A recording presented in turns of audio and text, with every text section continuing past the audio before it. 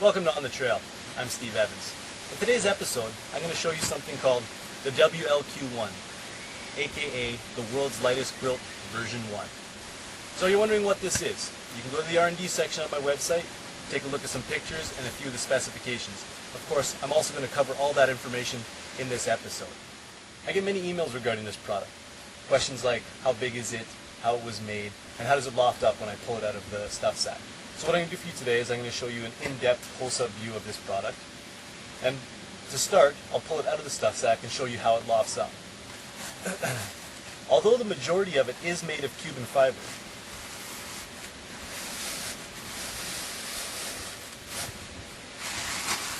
there are several areas that are made of Momentum 90, which is a water-resistant, breathable material. This is what allows the air to enter the chambers, the down-filled chambers of the quilt, and loft up. Let's take a little look at how well it lofts up.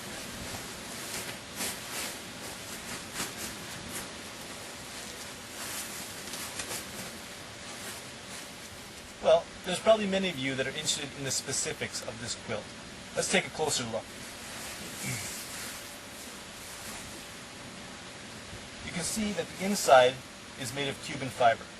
This is a material made by Cubic Tech, and it comes in various weights and strengths. This one just happens to be the lightest weight available, which is 0.33 ounces per yard.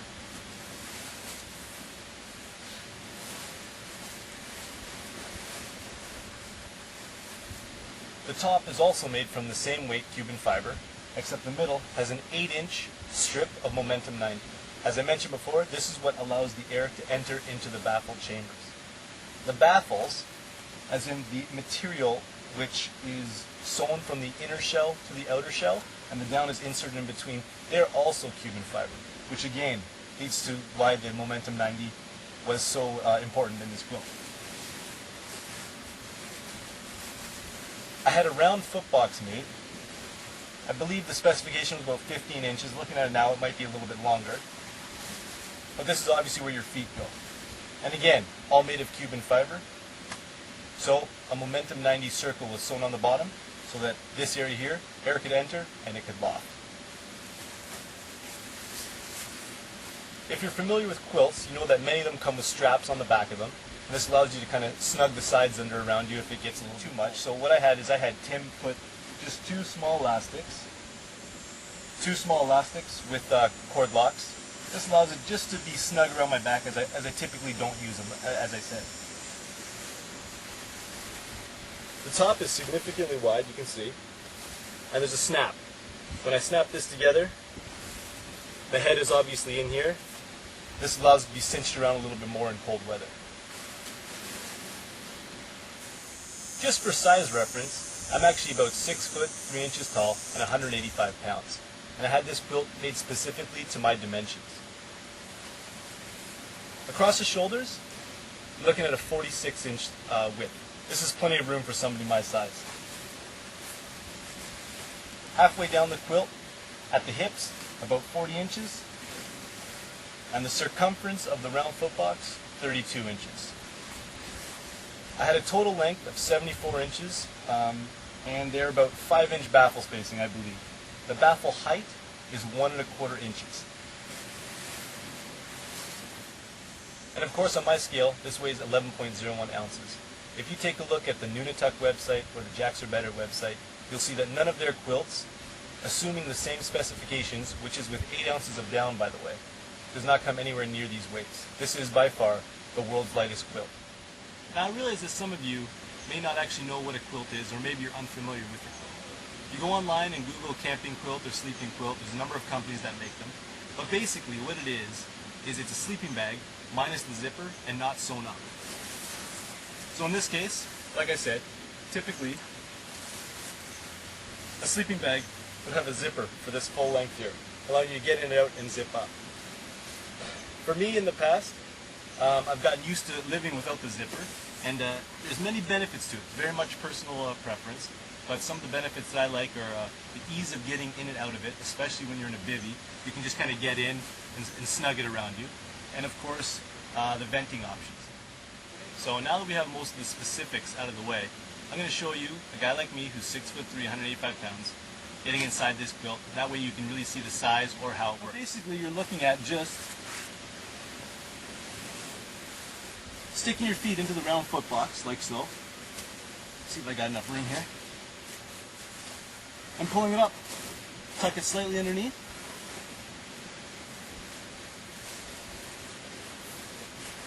You're going to be sleeping something like this. As I was mentioning before, some of the benefits such as venting. If in the middle of the night you're a little bit too hot, simply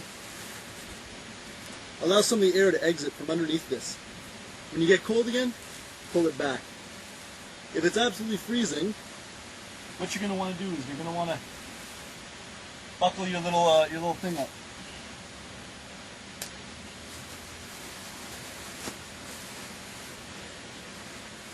This is really going to cinch up around your neck and keep you warm. So you can see like this, you're all bundled up.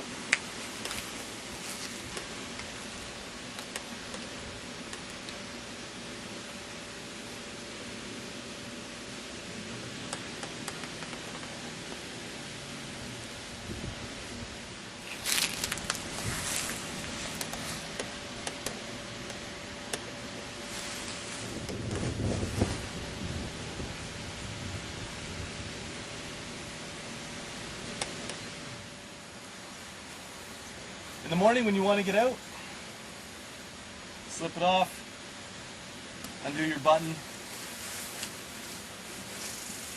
Simple as that, and you're back out of your... Packing it up is just the same as unpacking it or packing up any other sleeping bag.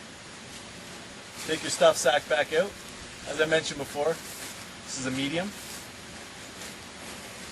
Grab the foot box, press the air out of it.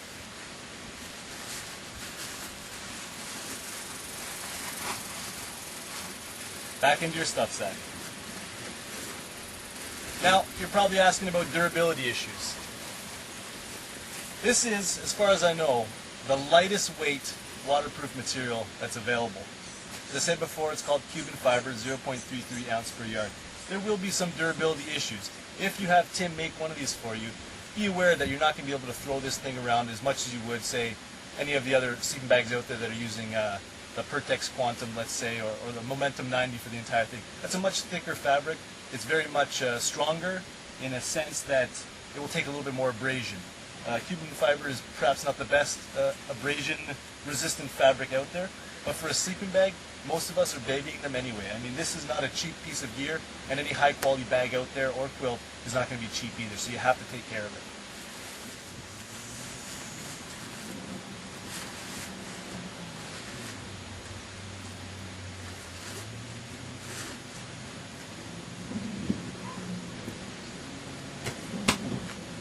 There you have it, all packed up. Put it back in your backpack. Take it out this evening when you're ready to go to sleep. So I had this made by a gentleman named Tim Marshall. He has a website, and it is www.tmoutdoors.website. Check out his creations. And as a matter of fact, this one is actually on there as well, along with several others. He will make you pretty much anything you want.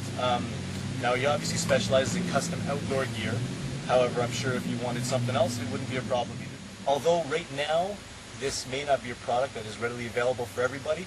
I mean, if you look back 10, 15 years ago, I'm sure a lot of the products that we're using now would have been considered unacceptable then. This is simply pushing the limits, coming up with different ways to overcome the weaknesses of different aspects of the design and fabrics and whatnot. And hopefully in a couple years, we all have an 11-ounce Cuban fiber down-filled quilt. Well, hopefully this episode gave you a better look at what this product is, how I plan to use it and how I have used it, how it was manufactured and whatnot. If you do have any other questions about it, of course, you're always welcome to send me an email. Except right now, I am absolutely sweating, so I'm going to go for a dip in the lake. I'm Steve Evans, and I'll see you on the trail.